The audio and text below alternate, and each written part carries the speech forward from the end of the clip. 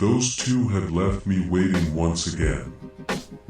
I scrolled an Urban Explorer forum I frequented and found nothing I hadn't seen before.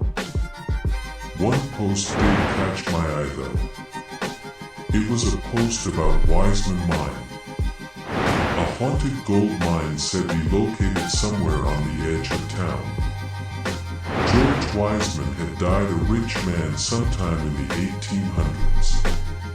On his deathbed, he is said to have sworn to return and collect the rest of his gold from the earth. If anyone was to try and steal it from him, he further swore to strike them down and they would serve the mine in their death. It said if you're lost in the forest around Westbrook, you might hear him still digging beneath your feet.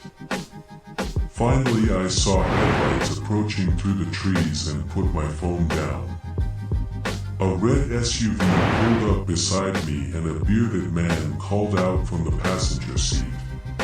"Hey Skinny, we had to stop for gas." I'd given up trying to make them stick to a schedule years ago. I got out of the car and grabbed my bag. The other two did the same. We walked towards a gated fence surrounding an abandoned automotive factory. The bearded man, Hunter, bent down as we approached the fence with wire cutters in hand. The power was already off. Dave Hardwell died of a heart attack 30 or so years ago. No family came forward to claim his assets or his business. People stopped showing up for work. Nobody paid the bills and Dave's auto shop was left to be reclaimed by the forest. It only took a few minutes and we were soon walking through a courtyard overgrown with weeds and moss. The door to the factory itself was unlocked. Disassembled remains and skeletal frames of cars littered the factory floor. There was a hole in the ceiling. We slowly made our way through the room and onwards up a set of stairs that were once an emergency exit. We climbed them upwards and found the door to the roof locked. Thea held up her torch as Toolbox began unbolting the door. It didn't take long to get the door open. We stepped out onto the roof and beheld our prize. A beautiful view overlooking the whole town of Westbrook. We went back and forth pointing out sights we recognized in the light of street lamps below. We had planned this trip for a night without clouds. The stars lit up the night sky above us. We could see them better on the far side of the roof facing away from town. I pulled a few beers and some snacks from my bag. We all sat there looking up at the stars. We talked for hours. During a lull in conversation, I asked if either of them had heard of Wiseman Mine. Hunter told me he had no idea, but Thea gave me a knowing nod. She asked if I meant the haunted gold mine, and Hunter had a concerned look on his face at the word haunted. Naturally, I asked if he was scared of ghosts, and he said yes. Then I asked if he wanted to hear the story of Wiseman Mine. He hesitated but nodded. After the story, he had forgotten about the ghost and asked instead how much I thought the gold would be worth. We went back and forth for a while arguing over how much it would be or how you would sell it in the first place. Thea had been quiet until now but spoke up now. She said she wanted to look for the mine. The conversation came to a halt and I looked at her. I laughed. Wiseman Mine was just a scary story. I told her this much after I had finished and she told me I was wrong. She said a trusted source mentioned rumors it was a few miles west of Barbers Avenue. I didn't believe her. Hunter said he was in. I expected her to laugh at him for falling for the joke. She just kept looking at me. When I didn't say anything, she said that she wasn't interested in the gold or the ghost story. She told me that she just wanted to find out if it was real. I realized so did I. I told her I was in. We planned to meet up 3 days from then and make our way out to look for the mine. The next day a storm blew in and didn't give up for the better part of the week. I used this time to research what I could find about Wiseman Mine. The supposedly real Wiseman Mine, not the ghost story people told. I found nothing helpful except for one article in a newspaper from 1902. A local man, Joshua Higgs, had died from falling into a collapsed mine shaft. The odd thing was, in the fall he had impaled something sharp struck through his skull.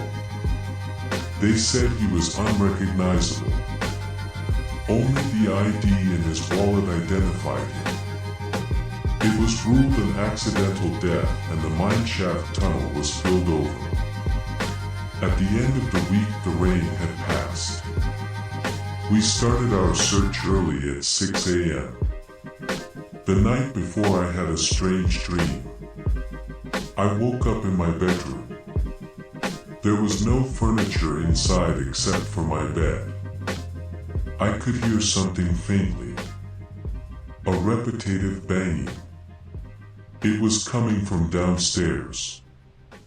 I woke up the next morning and shrugged it off as a strange dream. I got ready for the search and drove out to the start of Barbers Avenue. The other two were early. We drove for an hour. About halfway through the paved road gives way to packed dirt. Barbers Avenue led north in the opposite direction of the automotive factory. It ended in an interstate highway headed towards the coast. It was mostly woods and hills between us and there. I pulled out a map with a few locations circled that I thought looked good to search. Thea added a few more and we set off searching for George Wiseman's gold mine. Later that day we left the woods tired and bruised. I got bit by ants. Hunter got stung by a bee. We had covered half the ground we expected to and found nothing. 3 days of searching later we found it. It was late afternoon on the 4th day. We were heading back and a fallen tree trunk blocked our path. The dirt around its roots was sunken several feet into the ground in an odd pattern.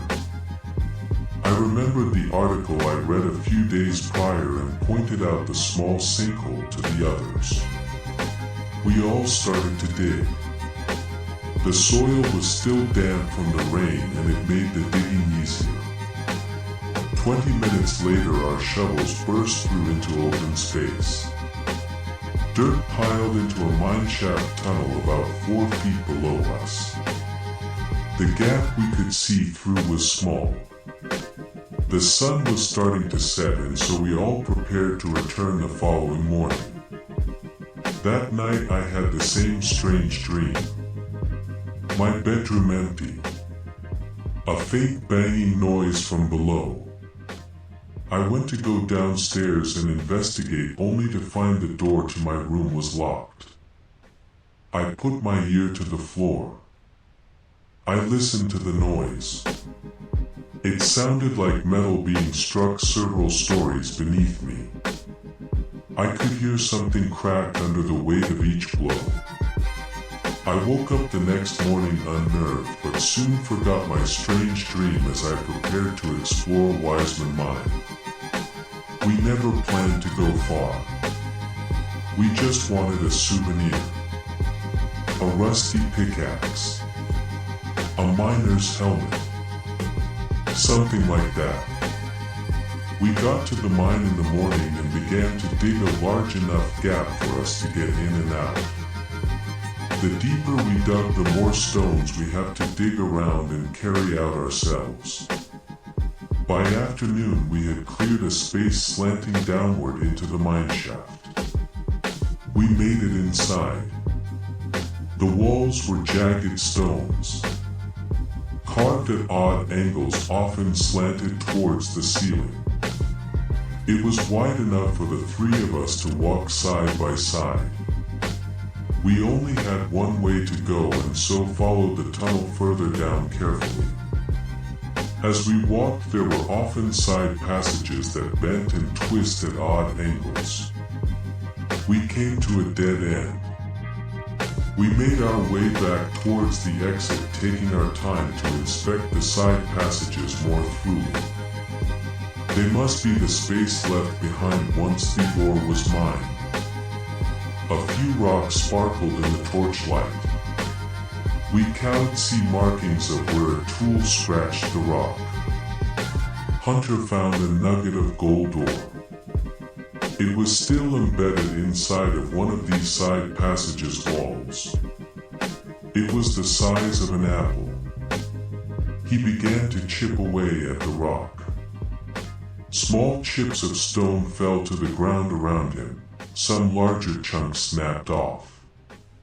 He finally pulled it free and a section of large stones underneath the ore cracked and each one hit the floor with a heavy thud. The ground shook. There was a rumbling.